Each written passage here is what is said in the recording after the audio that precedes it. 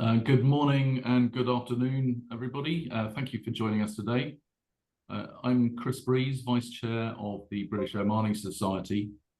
Before I hand over to Anna Halpern-Lande, co-CEO and co-founder of Ortus Climate Mitigation, who'll chair the webinar, I wanted to cover a few admin points. This is a British Omani Society corporate members seminar, the first in a planned series of webinars covering topics of business interest. If you're joining as a guest, please do consider joining as a corporate member. Membership is only £150 for companies with fewer than 20 staff and only £250 for larger companies. You can join via our website, and we'll share a link at the end of the webinar to enable you to do that. The second point is that the webinar is being recorded and will be posted online. Thirdly, audience questions will be taken at the end of the webinar. Please post any questions you have in the Q&A section, and the panelists will do their best to answer towards the end. Lastly, please put your mics on mute unless Anna has indicated you should speak. So I'll now hand over to Anna, who is going to chair the webinar. Anna. Thanks so much, Chris, and it's great to be here. Chris and I worked a long time ago together when he was the country chair in Oman for Shell, and I was working for Shell Business Development. So it's a deep honor, and delighted to be able to be here. Just very briefly, I'm Anna Halpern-Lande. I'm the founder and co-CEO of Ortus Climate Mitigation. We're a company that replicates and scales new renewable energy platforms. We have a presence in Italy, where we have and from where I'm calling today, where we have a business doing renewables, almost 2 gigawatt pipeline, and we're also in Morocco and Italy. With us today, we are going to be looking at a really exciting subject, which is the topic of Omani market liberalization. As ever, the Omani government is very prescient and has been one of the first to lead off on a topic within the Middle East and the Gulf of market liberalization. This is, a hugely fascinating and progressive step, and I think it's going to unlock a huge amount of value for Oman and for its energy sector, and a kind of dynamism that is going to be really, I personally am going to be thrilled to watch unfold. With us is an esteemed panel with good representation across the board to talk about the market liberalization that's going on in Oman, the intention behind the market liberalization, as well as some hint for us at some of the next aspects of market liberalization that will be coming. We'll also do a bit of a deep dive because we have somebody who's an expert on market liberalization from a UK perspective to be able to compare and contrast some of what we can expect. So what I'm going to do next is turn to the panel and ask them to introduce themselves. And I'll start with Dr. Firas. Dr. Firas, could you come off mute and introduce yourself? And I'll just slowly go through each member of the panel and ask them to introduce themselves. Sure. Thank you very much, Anna, and a pleasure to be here. And thank you, Chris, for the invite as well, and being here with you at the British Omani Society event. My name is Firas Al-Abduwani. I'm the Director General for Renewable Energy and Hydrogen at the Ministry of Energy and Minerals. In our unit, we look at 5 or 6 files. So we look at all of them are strategies and policies. They revolve around electricity, renewable energy, energy efficiency. We also look at hydrogen in its different colors. We look at partly with other partners into the CCUS, and then we also provide inputs on the Oman energy transition policy. By academic background, I'm a mechanical and petroleum engineer. Have gone through different pathways, starting with entrepreneurship, moved to corporate world, worked both in telecom and energy sectors, contributed to establishing Hydrom and running it for a year on the hydrogen world, and then moved on to the ministry by secondment to participate in this particular file. Thank you so much. Engineer Hilal, could you please introduce yourself? Sure. Thank you, and thanks to the British Omani Society to giving us this opportunity. My name is Hilal Al-Ghaithi. I'm currently Director of Energy at Authority for Public Service Regulation. We are the regulator for electricity, water, wastewater, and gas transportation network in Sultanate of Oman. I joined the authority back in 2006. I moved from different positions, from a technical regulation to renewable energy project manager, customer service, and sustainability. And now I'm heading the technical regulation of electricity and gas transportation sector. My academic background, I have a bachelor's degree in electrical engineering from Sultan Qaboos University back in 2001, and a master's degree in renewable energy and power system management from UK back in 2015. As I said, technical regulation is my main focus currently, but also I'm heavily involved in policies regarding renewable energy development, regulatory framework also from our perspective. Great. Thank you so much. Mikey, would you mind introducing yourself? Yes, good morning, good afternoon. Thank you, first of all, for the invite. As I was introduced, I'm very much a UK centric member of this panel. My background is a metallurgist and electrical engineer. Very much started my career in the built environment, but switched across to the power sector when we were building the London Olympics in 2007. I've stayed in the power sector leading research and development with some of the biggest distribution network operators in the UK through the mid part of my career. And since 2015, I've led 3 companies, or co-founded or founded 3 companies, very much looking at the flexibility and renewable development sector, being one of the largest battery developers in the UK, which ultimately we sold to EDF. Currently, I'm heading up a company looking at the electrification of heavy goods vehicles and hyperscale data centers. Thank you. Thank you so very much. So what I'd like to do is kick off by asking Engineer Hilal to please give us a little bit of background and thinking about the Omani market liberalization process and the policy that was implemented. Tell us exactly what it is, because market liberalization is a big topic. Please tell us the thinking, the strategic thinking, and the goals behind the market liberalization, and help us come on board to this topic a bit, please. Thanks, and just I will start by giving a short background on what's happened in Oman with regard to liberalizing or restructuring the electricity market. Pre-2005, the electricity market was fully operated and regulated by the Ministry of Electricity and Water at that time. It's a vertically integrated business at that time. The ministry was looking after all supply chain from electricity generation, transmission, distribution, supply, customer service, as well as, of course, looking after the calculation of the subsidy the government is providing to electricity. So it was self-regulated sector. There was a lot of issues when it comes to the quality of the service provided to the customer, when it comes to security of supply, availability of sufficient generation as well. So the government back in 1999 actually approved a policy to restructure the electricity sector. It took a few years to work on the governance, preparing the law, which was promulgated in 2004, a royal decree for electricity privatization and restructuring of electricity sector in Oman.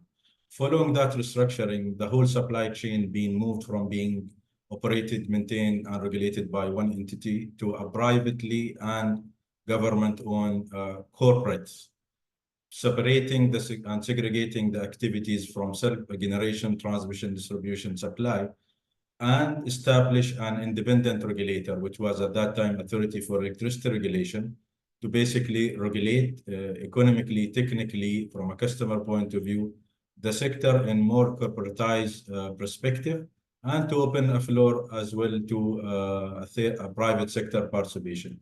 So the objective at that time was to enhance, improve the efficiency of the service, have an affordable electricity service to customer at a reasonable price as well, enhance security of supply, as well as increase the private sector participation in the sector. So we moved, as I said, from a government-controlled sector and having more regulated sector. We managed in Oman to have a private sector participation in electricity generation since 1995, where the government developed the IPP model, the Independent Power Producers model, since 1995, with 100% private sector ownership. So the government basically decided not to be involved in funding any electricity generation since 2005. That was enhanced by the restructuring in 2005, giving more opportunity for private sector participation by having a royal decree that protects the interests of all parties, the government, when it's come basically to the interest, the consumers, as well as the private sector participation in the sector. The law also set a clear responsibility on the independent regulator to issue a proper institutional reform, a proper regulatory framework to manage the relationship between interested parties or the market participant. From a government, basically, interest in the sector, from a private sector, from consumer, how the consumer interests being protected and safeguarded under the new framework. The law and the restructuring also, one of the objectives, as I mentioned, is to encourage more competition and enhancing the efficiency of the sector.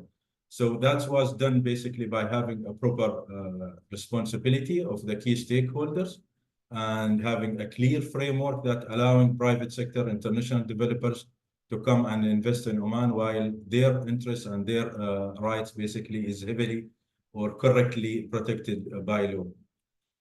We then also, one of the objectives is to reduce the government's subsidy that's been given to the sector. At some point of time, we reach around 700 million of subsidy injected by the government on annual basis to incentivize or subsidize the customers' consumption in the country, where the government, for example, the cabinet, the Council of Ministers in Oman, has the sole responsibility to set the tariffs. So how much the economic cost, that's our responsibility as a regulator to calculate, and then how much the government wants the customer to pay, and the difference is the government subsidy to pay, with a clear regulatory framework with an independent regulator to calculate basically the allowances needed for electricity companies to invest and ensure the investment is done in a more efficient way, either from a transmission point of view, distribution as a network companies. We ensure the companies, they invest each real where is needed only to minimize basically the inefficiencies, enhance the system, and reduce the government subsidy.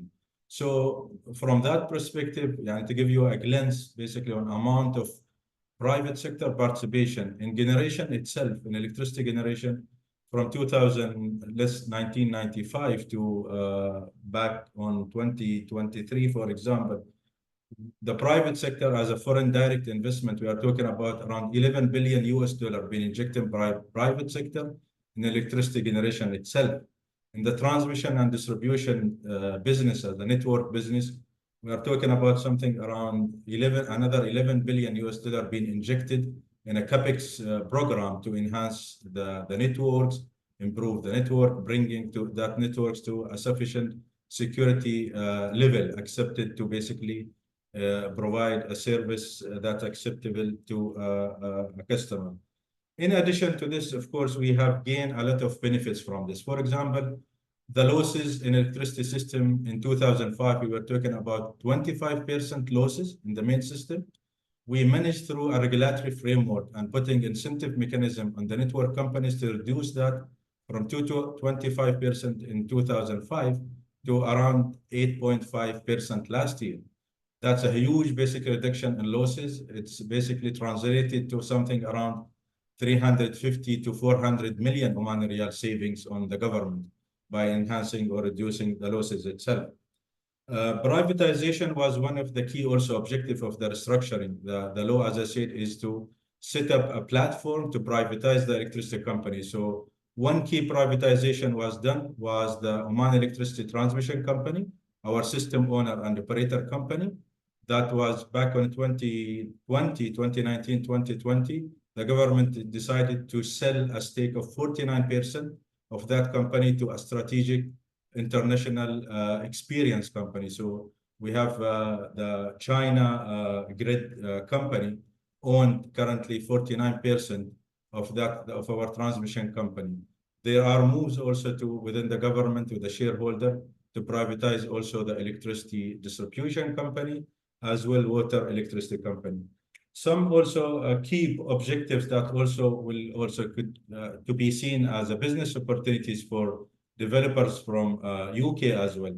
We moved back in 2008, sorry, to assess the renewable energy by studying our resources, back on setting some frameworks and regulation. In 2016, we set regulatory framework for solar rooftop systems in the country, coupled with incentive mechanism where net billing was approved in 2017 to incentivize or remunerate customer for exporting the surplus to the grid.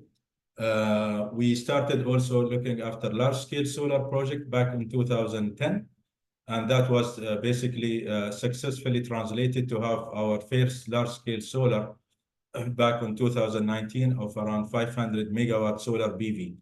The government back in 2019-2020 set also a very ambitious role or target, national target, to move, decarbonize our sector, to move to a renewable energy from being fully reliant on conventional gas and diesel generation. So the Oman 2040 vision set a target of reaching 30% from our electricity mix by 2030 from renewable energy mix. With that regard, also we set a clear plan to develop renewable energy project. We have a plan to have around, as I said, 30% by 2030. That's translated to something around 9 gigawatt of electricity from solar and wind. Today speaking, we managed to successfully commission around 1.5 gigawatt of that target, which contributing to around 6 to 7% from our total generation mix. But on a daily basis, we managed last month or beginning of this month to contribute to on a daily basis to something around 40% of our energy mix in the main system. Technology also being taken into consideration and this privatization, liberalization measure. We started the setting cybersecurity regulation back in 2015. So we put a cybersecurity regulation on operating systems, SCADA, DCS system. Back in 2020, we set also cybersecurity for smart metering system. Smart metering system, one of the technological changes also, the government approved a smart metering rollout project. Successfully, we reached 70% by end of 2024, 70% completed of our smart meter rollout program with a 100% target to be completed by end of this year, 2025. One key aspect also of the liberalization is to have increased the interconnection with our neighboring countries. So we have a GCCIA interconnection authority where the Gulf countries, GCC countries decided to have an interconnector which has been in operation for the last 6 to 7 years. Oman has currently one interconnector. This month, we successfully signed contracts to start constructing the second interconnector with the GCC countries, which adding basically increasing the net transport capacity from Oman, between Oman and the GCC countries to something around 2 gigawatt of electricity. That also will help us to improve our, increase our renewable energy penetration, share that surplus during low demand from Oman to other neighboring countries. That's I think something that's a background, a short background, I say, on what happened on electricity. But another also key changes happened in other sectors. For example, from our perspective as a regulator, as I said, we were looking after electricity only from 2005 to 2020. The government back in 2020, they assigned additional responsibility to us to regulate gas transportation, back in 2021 to regulate water, electricity. In 2023, they assigned us a responsibility of regulating also waste, solid waste sector as well.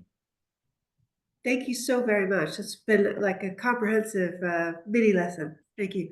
Dr. Firas, would you be able to add to that and maybe give us some views from your perspective and particularly what we can expect beyond what Engineer Hilal has shared for the future?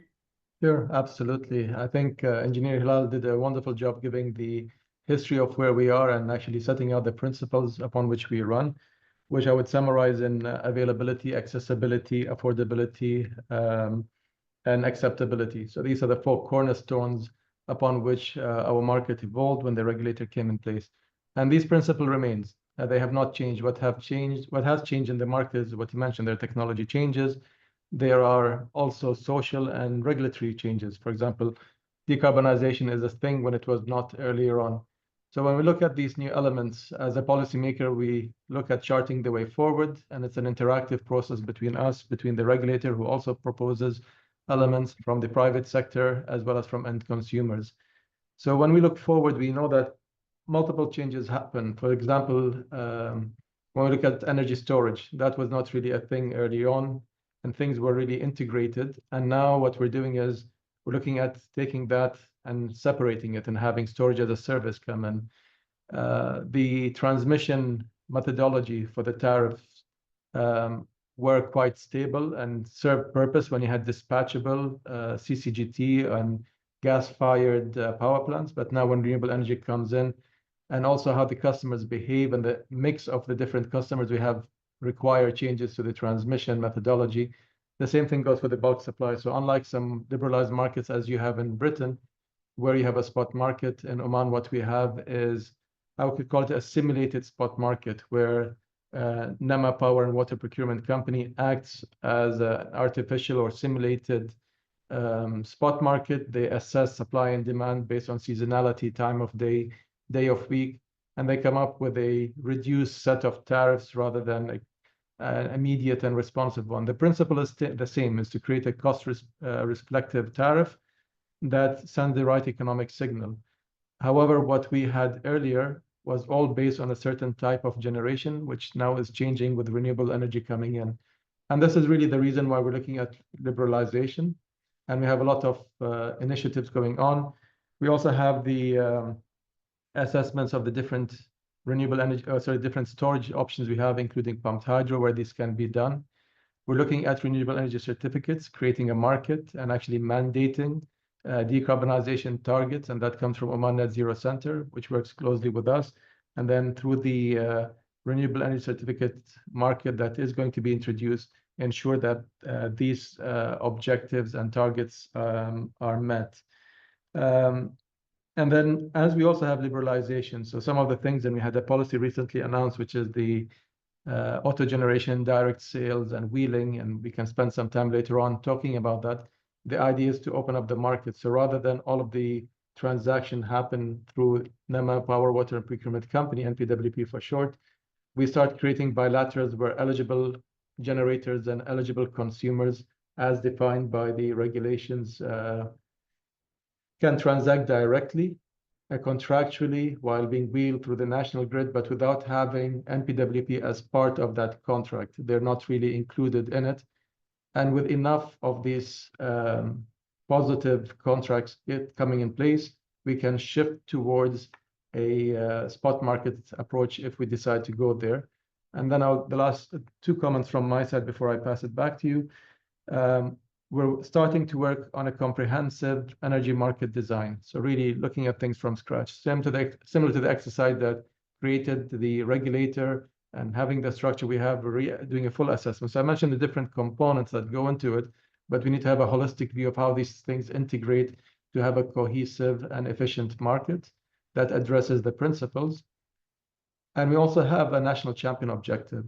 So from our perspective, given the amount of renewable energy potential we have, we would love to see national champions at different levels. One huge or more national champions that operate internationally, and that's where OQ Alternative Energy steps in. And we also want to create enough market for independent developers to also have a role in Oman, given that they have a crucial role in driving innovation, changing the norm, thinking out of the box, being more nimble, and also creating agency. So having the ability to actually act entrepreneurial, and rather than being receivers of solutions, they become contributors to these solutions. And with this, I pass it back to you, Anne.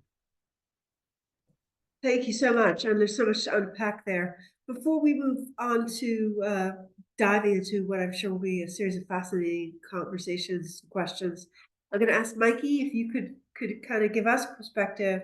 You come from more of a UK perspective on market liberalization, and if you could talk a little bit about your experience in that and some of the key, let's say, opportunities and challenges that have gone on in the UK market. Yes, very, very, very happy to.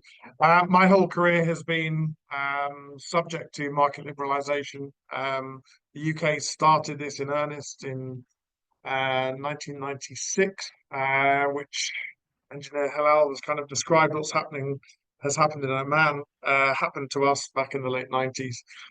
This was principally the privatisation of energy supply companies, the unbundling of transmission, distribution, and generation, and gave people competition as to who they bought their electricity from. That took a long time and was quite a challenge, but was done and was for the benefit of consumers. There was a big shift from the way generation was dispatched from the CGB, the Central Generation Board, out into markets, including the electricity pool. We've been through another iteration of that liberalisation called EMR, Electricity Market Reform, at the end of the noughties.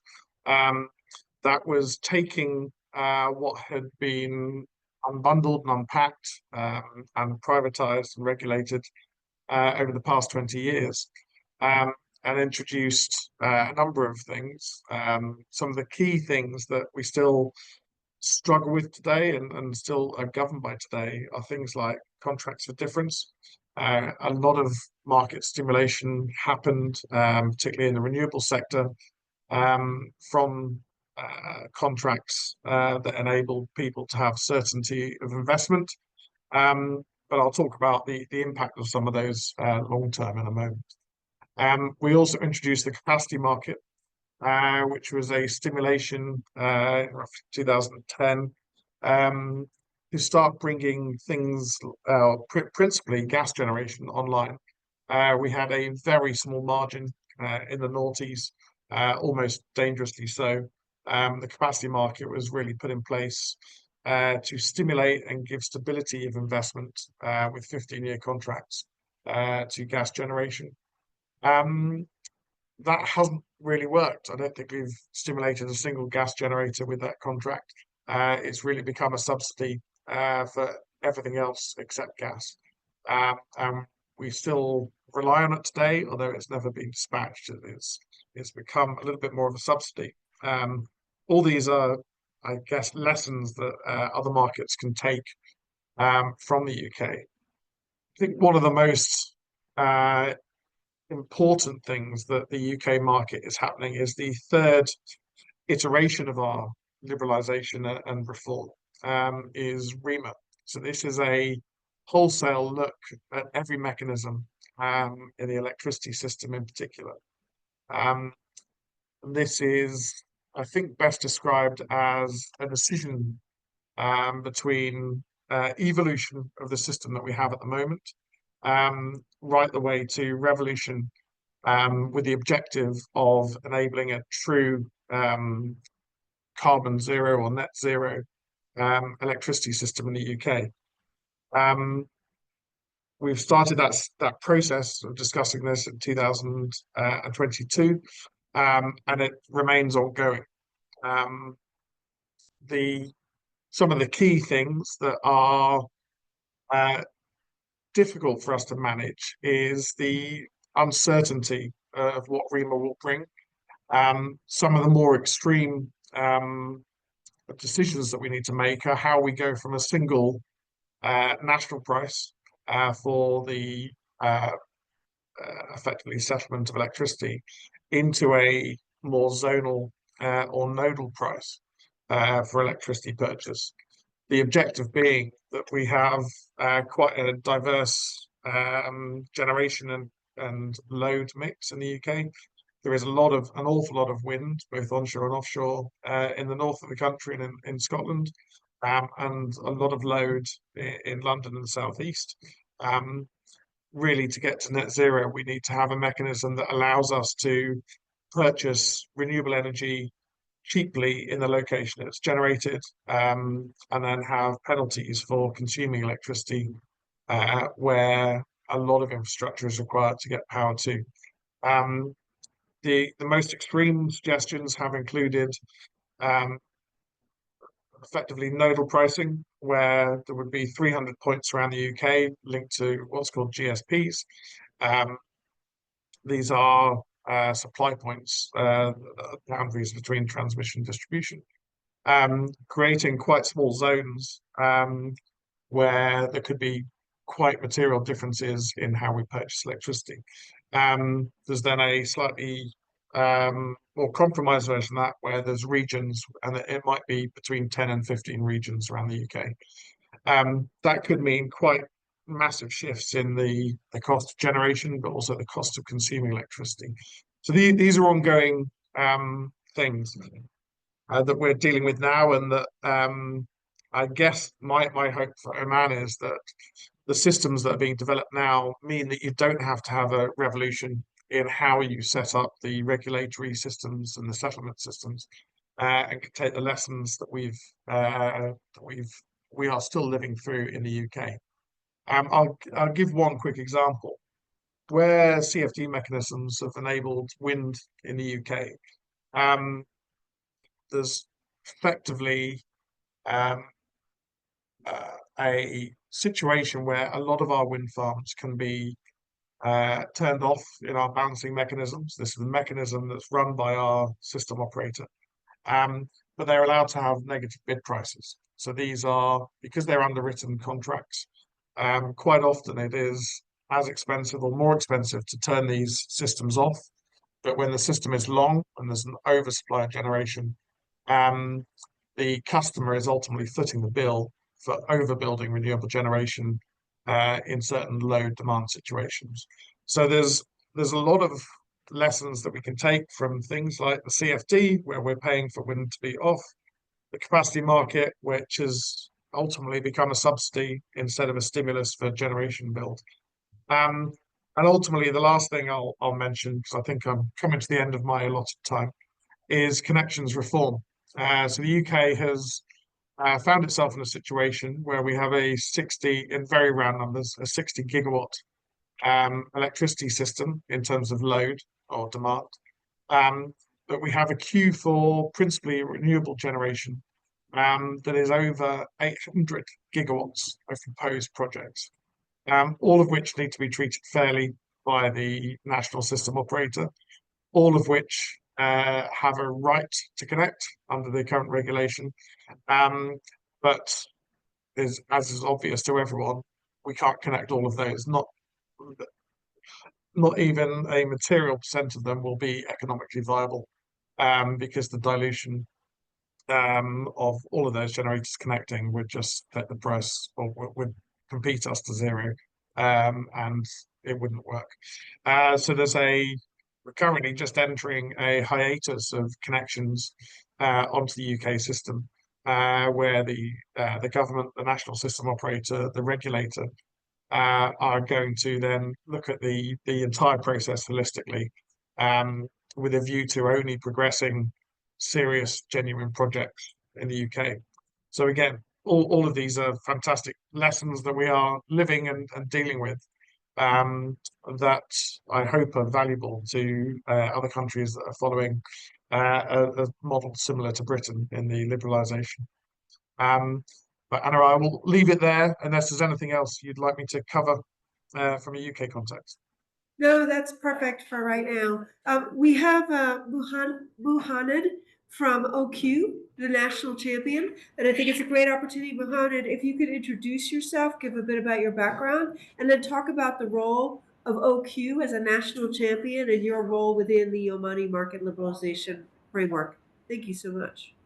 Thanks, Anna, and happy to be in this panel with my colleagues also from MEM and GBSR and others, and from the UK.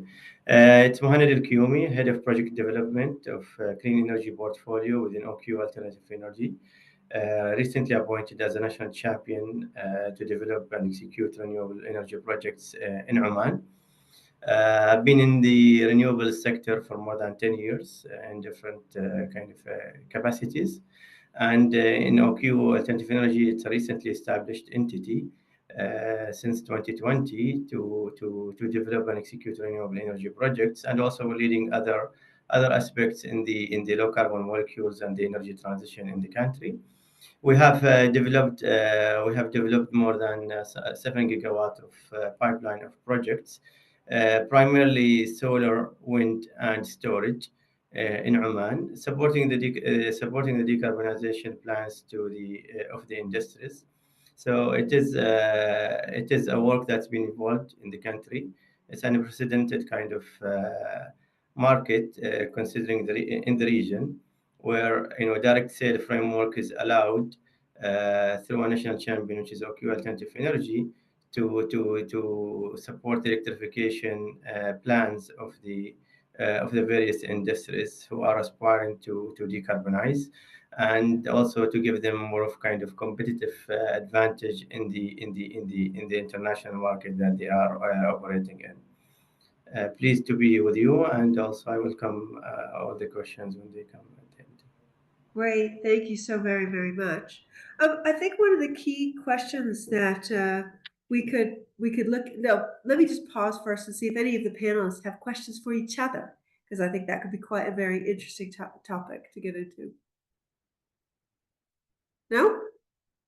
Then I'd like to deep dive a little bit more into some of the lessons learned and some of the ways that in structuring the Omani liberalization, the regulatory authorities, both the ministry and the regulatory authority, have tried to avoid making, let's say, some of the expensive or dangerous mistakes that others have done it previously have done.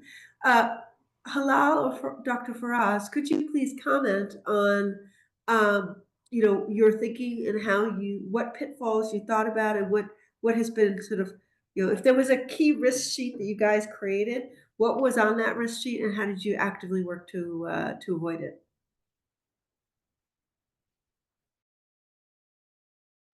You want to take first stab at it, Engineer Hilal, and then I'll follow up? Go ahead, Professor. All right. So the key technical elements of the pitfalls, I will defer to Engineer Hilal to take them. I'll mention some of the things which are more from a market perspective. And I think Mikey actually gave us a good list of things that we need to be careful for. So that's a good start to keep in mind. I would say that some of the key challenges we want to keep in mind is to balance, again from a market perspective, balance from driving national agenda and also keeping the Omani market attractive enough to the foreign parties. So this is something that we really need to do. So this is between national versus international investments coming into Oman. Another thing that we want to make sure that when we do and we talk about agencies, that we also look at company size. So typically, the regulations we have are really aimed to orchestrating and regulating the utility scale. And yes, you have a space that that was mentioned about the small-scale solar that was introduced in 2016, 2017, but that has been a little bit dormant. So we cannot overlook the role of smaller companies and having them. SMEs hire many more citizens and residents than large companies do, and they are more nimble and they can operate in different areas. So this is something else that we want to make sure that we keep in mind. And then the issues which come to locational based, because similar to any country, and Mikey gave the example of having a lot of generation in the north and having the demand in the south. Oman is also very similar. Our renewable energy potential is really concentrated around the Duqm area down to Tamrit, whereas our load is primarily in the north and the extreme south, and in the middle where we have the renewable energy.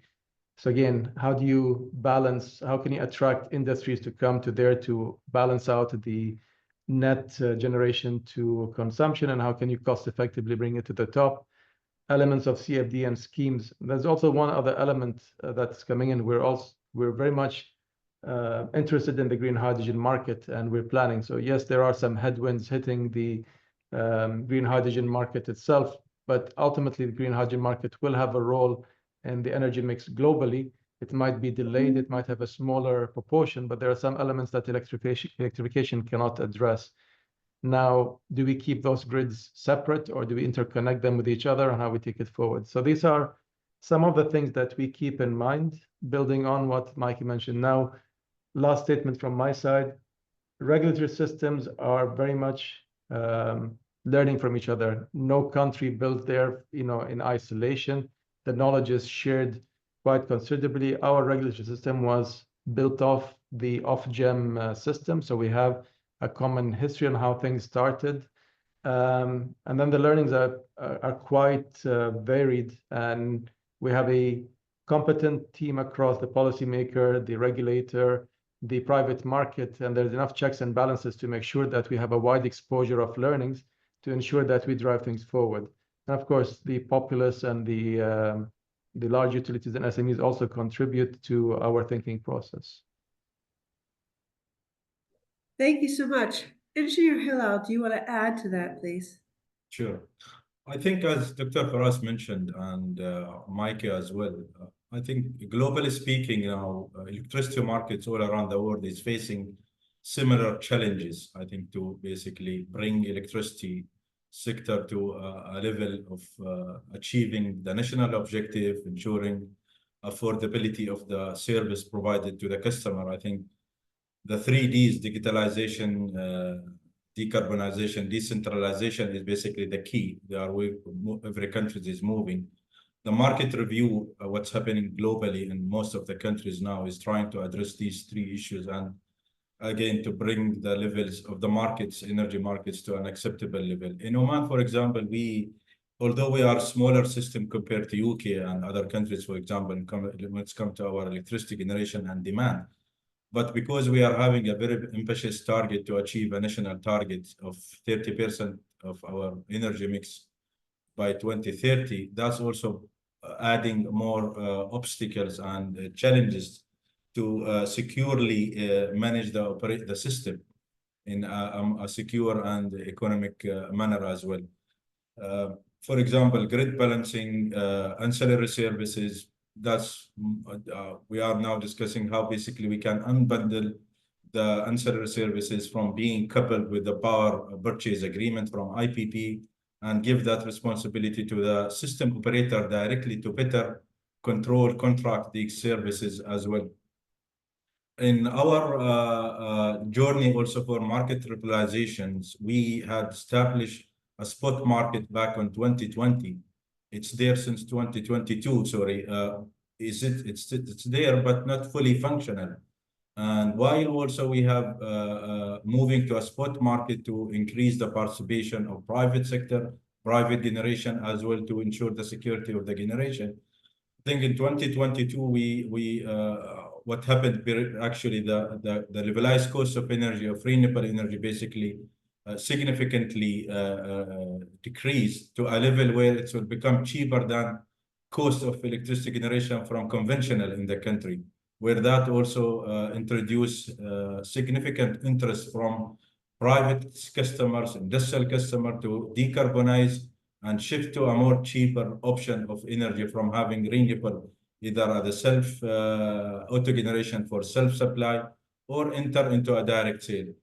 We had, as I said, the government also, in addition to the spot market, they introduced additional liberalization in 2023 by allowing direct sale between the expiry IPP generators with For example, customers, new customer or customer with captive generation, that basically to move away from a single buyer market model, minimize the need from government or electricity sector to secure the electricity capacity as well. So what we have seen as well, I think, as we discussed in the preparation of this meeting, when we have the spot market and we see the prices of electricity from renewable energy as a levelized cost energy, it's being cheaper than the conventional energy.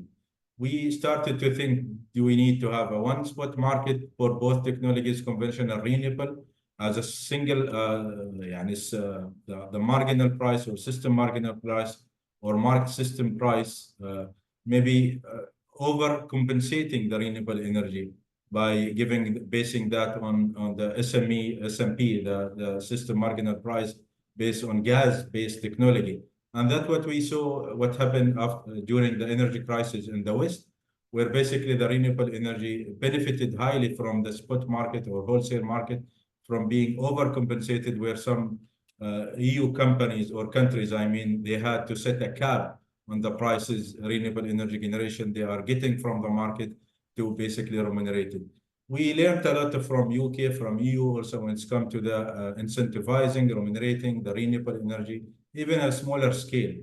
For example, feed-in tariff, feed-in premium, and we had that discussion. Back in 2008, I remember we had visited several European countries at that time to learn from their experience on how to develop applicable incentives mechanism to support the renewable energy, feed-in premium and feed-in tariffs, I mean. We came up with a net billing where that we saw is the best applicable tool for us in Oman to be considered.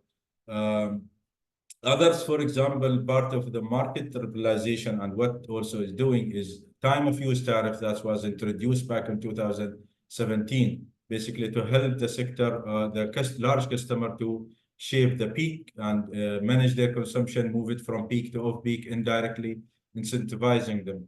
Demand side management, which started in UK a long time ago, we are now studying that on a final stage to start a pilot phase of demand side response project by May this year, which also the objective is to more enhance the efficiency of the sector, giving the opportunity for more participation from the private customer, industrial customer to participate in providing demand response service as well.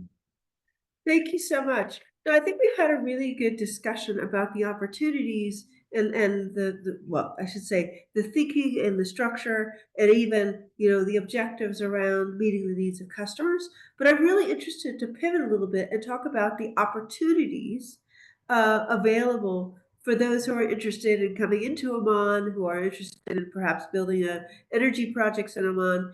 I don't know if Muhanad, you might want to start with the role of OQ and its role in potentially providing a bridge to an investor or a developer that might be looking to participate in the energy market. And then if you could say a few words about that, and then I'll ask the rest of the panel to talk a little bit about that, with Mikey maybe reflecting on where things might have gone well or wrong.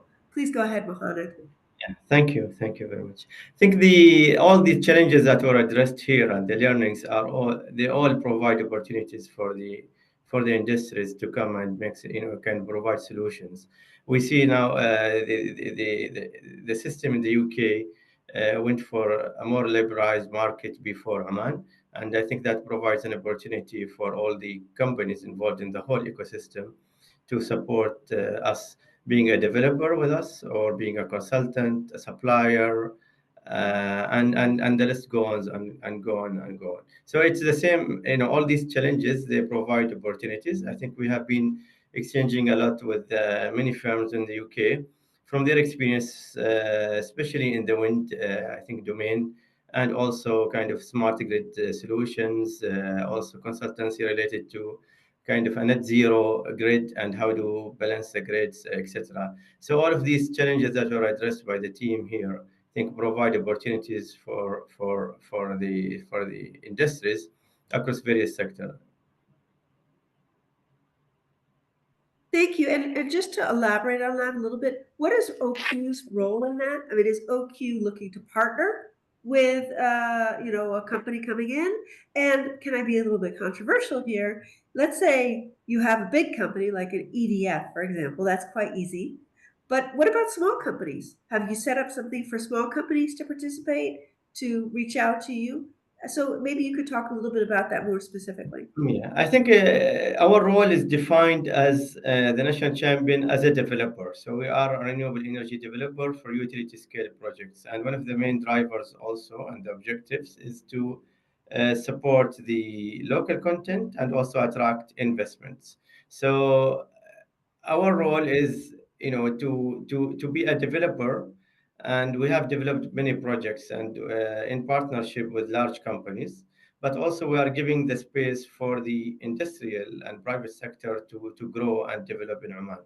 So, as I said, the opportunities are immense in all of the kind of value chain that we operate in, and because we are also a large or utility scale developer, we will also involve a lot of companies doing the design for us, supporting us in the design, in the grid impact studies, in the energy solutions, finally for the storage, and all of those will provide kind of solutions for us to provide the final kind of attractive offer for our off-takers, which are also the industrial players and the kind of major industries in Oman that are coming to Oman, whether it's existing industries or also new investments. So we provide, during or throughout our role as a developer, we would definitely engage, and we would need a lot of services from all the companies working in the whole energy sector. Thank you so much. Dr. Firas, I'm going to ask you to answer that question about encouraging.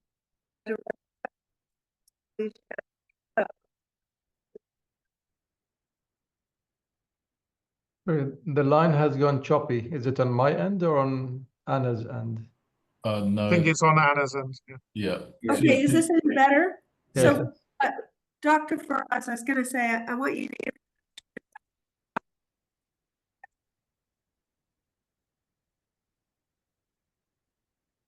just, let's say, opportunities around projects and for direct investment on participating in the energy sector, but also around technology for energy generation and even storage to support the future energy needs. Is there a strategic wish list for these kinds of technologies for suppliers who are thinking of coming to Oman? Sure. Thank you very much, Anna. And I missed part of your question, but I think it's linked to the question from Hamid and building up on what Muhanad mentioned. So great. Okay. So from our perspective, I'll start with the opportunities and then I'll shift to the technology side. So Muhanad really covered them from a developer perspective. Of course, from our perspective as a policymaker, there's a lot of opportunities for consultancy. Now, whether this is in-house or whether we reach out to local or international consultants, we have a lot of studies that happen regularly. So some of them are formally tendered out consultancies, and some of them are more kind of workshops where we seek participation from the market, or you could say pro bono. It's in their interest to nudge us in the right direction, and that allows different segments of the market to come in and participate with us. To address Hamid's question directly, so technologies keep on evolving rapidly and significantly. And you always need to balance between being able to cater from them from a policy and regulatory perspective and not keeping the market too choppy and introducing too many shocks to it. So it's really a balancing act between how you go through these things. And really what you try to do is to create the kind of policies that in a large bucket kind accommodate the majority of what you know exists and what you expect to happen. And those elements that you do not see are the things that you need to adjust for. But specifically on the technology side, we've been always asked about what do we see from a renewable energy perspective. And we've done a whole gamut of studies. So we've studied wind, solar, of course. We've looked at tidal, wave technologies. We've assessed geothermal. We've looked at CSP separately from the PV. What really stands out in Oman and is the low-hanging fruit that we really need to focus on is clearly wind and solar PV Now, CSP could be there, but PV plus batteries make a lot more sense, particularly with wind. Now, when we come to storage, there's been a study, a comprehensive study that NPWP has done on behalf of the government. They shared with us, and they've gone through around 20 different types of technologies, including subsets of different battery technologies. And again, they've identified what makes sense. I think what we need in Oman, to be honest, is to start publishing some of these studies. Some of them might be internal to us as a government, but there are a lot of elements of what we commission as studies that need to be made available to the general public, because that helps them understand what it is we're thinking. And also when we put our recommendations out, it sends the economic signal of what we expect to happen. Of course, it's their decision ultimately, but I think that is something we really need to work on from our side as a ministry and the regulator to start making more of these studies available, particularly if and when we're moving to a liberalized market. Our job becomes more of a nudge rather than a centralized directing kind of approach. So I hope this answers the questions Hamid and yourself, Anna, had. And I pass the mic back to you. Thank you very much. I think we're now in the last 3 minutes of the webinar. I just want to check if any of the panelists would like to make any final closing remarks. In fact, I'll ask all of the panelists to make closing remarks. If you could each just like 30 seconds, 45 seconds, and then I'm going to hand it back over to Chris Breeze as the head of the British Omani Society. So let's start with Mikey. Could you, any final closing remarks on the topic? I'm very happy to. Think my reflection of the last 20 years of the UK is to make sure that economic and technical tensions are maintained, but don't always go race to the bottom cost-wise. For example, sometimes the answer is copper, and not always an economic or service solution. Sometimes it is a service solution. The example I'd give is things like inertia. The UK is running out of inertia on hot sunny days, and we spend a lot of money fixing that with fossil technology. So just when we're building renewable systems in new markets like this, let's think of that forward and ultimate solution rather than just going for renewables at the lowest possible cost. There are technical considerations that will pay in the long run. And thank you for having me on the panel. Thank you so much. Engineer Hilal, any final closing remarks? Yes, I just will add up on the business opportunities for UK developers to what my colleagues mentioned. I think we have opportunities now, and as I mentioned, we are moving to more digitalization on bringing our grids to more a smart grid level. So I think that's from one business opportunities, as colleagues mentioned. And question from Hamid also, that storage, yes, we started the journey of having energy storage. We are floated already a project, 500 megawatt solar PV coupled with 100 megawatt battery storage, and that we are expecting the announcement very soon. So that's also energy storage technologies in general. That's another business opportunities from to be available for UK developers. And of course, consultancy, as mentioned by Dr. Firas, we as a regulator, we always need to maintain an independent view. So we hire a lot of consultants to support us on reviewing the tariffs, price control setting. We do have a list of consultants from UK, but if there are more others also in electricity and water, there are huge opportunities for consultancy in our side as well. Thank you so much. Thank you so much. We're just out of time. I just will ask 10 seconds from Dr. Firas and Mr. Muhanad. Any last remarks? Thank you, Ms. Anna. I'll keep it very short. I would say our doors are always open. As a policymaker, we're here to accommodate the requirements of all parties involved. And please nudge us. We're approachable, and our interest is to cater for Oman's interests and the global interests when it comes to decarbonization economic benefits. So Pleasure to be here. Thank you for having us, and looking forward to further communication and collaboration. Thank you so very much. I think we're really out of time. I do apologize. I wanted to get to our last panelist, but I think we've run out of time. Chris, I'll hand it back to you. It's been an honor to chair this panel, and thank you so much. Anna, thank you very much. Fascinating insights. Thank you to the panelists. Thank you to the participants on the call. Look forward to the next such call. Any ideas of topics on which our participants will be particularly interested would be welcome.